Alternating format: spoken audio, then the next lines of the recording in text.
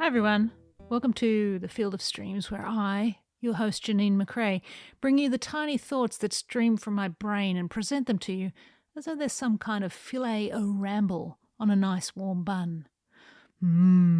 Delicious. Now, I can't promise you much with these weekly nibbles, but I can promise you this. I won't keep you long. Today's missive was inspired by an article that I read about a dude who designed an all-new pasta shape.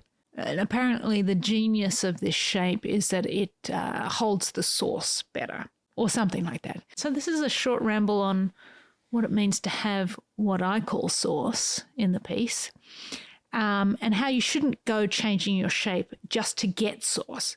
That's, as the kids say, weak sauce. Basic premise, the shape of you is more than what you see in the mirror. So without any further waffling, here is the post.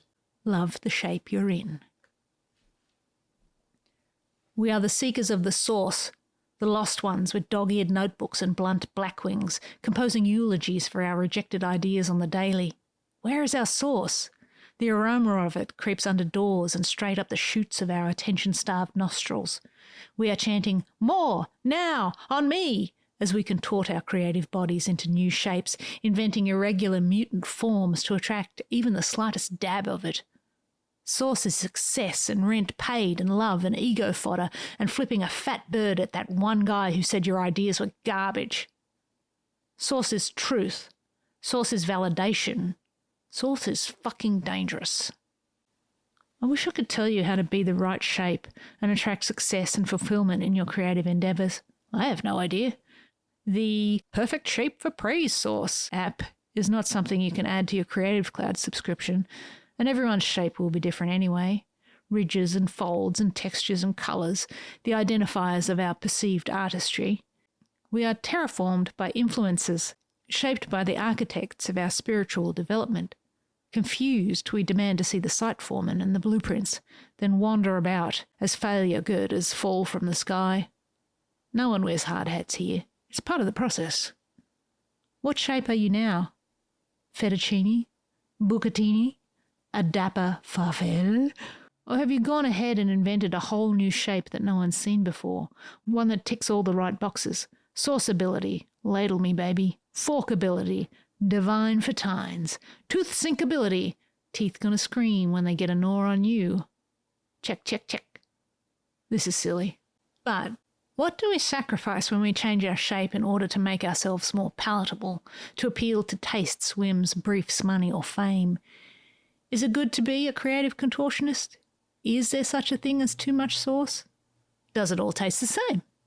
These are not easy questions to answer. There is the necessity of shape-shifting that is both beneficial in the learning and the evolution process of your creative self, but there is also the absolute tragedy of listening to wrong-headed people and losing the very thing that makes you, well, you. In the sacrifice of our intuitive form, there is the danger that we'll turn our firm and natural shape into a wet, slimy noodle. I mean, you can still eat it, but ugh.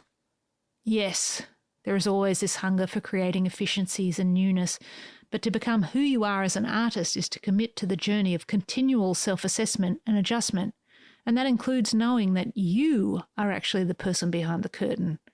Knowing that the things you read and consume, the people you allow to inspire or mentor you, and even how you interface with the world are all influences, but you control the input. You are the architect.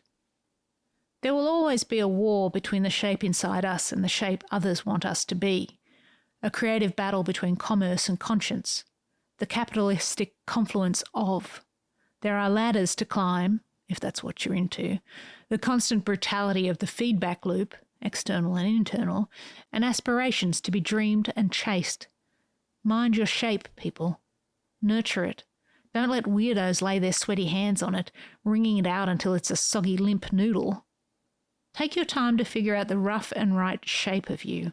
Tinker with it here and there, sure, but protect your creative fragility.